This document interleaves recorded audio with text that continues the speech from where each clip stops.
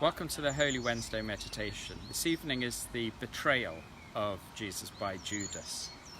Judas repudiated Jesus' company and left the table to go outside. We flee the places God calls us to be present at. The closure of the churches during this epidemic cuts us off from the means of incorporating us into a place where we are invited again and again to love the Lord our God with all our heart and with all our soul and body and mind, a place for the weekly rededication of our lives together. I'm sure that virtual services can and will help, but it seems implausible to me that they should completely replace what the church, as a place dedicated to worship, achieves in the world.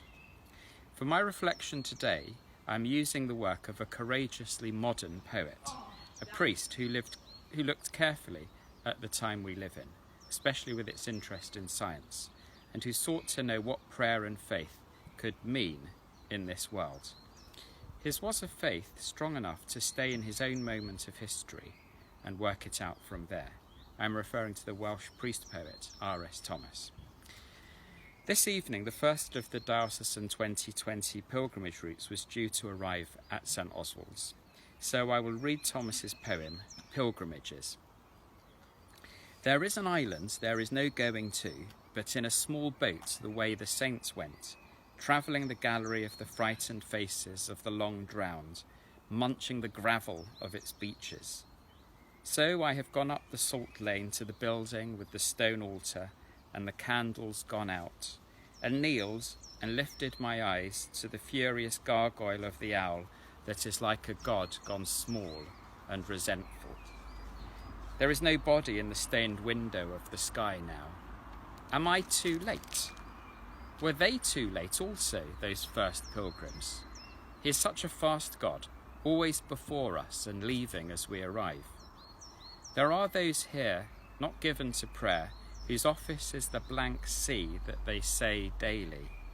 What they listen to is not hymns, but the slow chemistry of the soil that turns saints' bones to dust to an irritant of the nostril.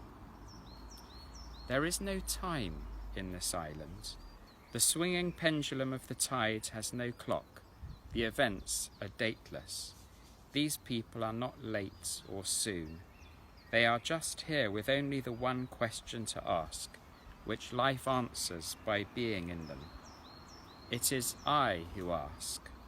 Was the pilgrimage I made to come to my own self, to learn that in times like these, and for one like me, God will never be plain and out there, but dark rather and inexplicable, as though he were in here.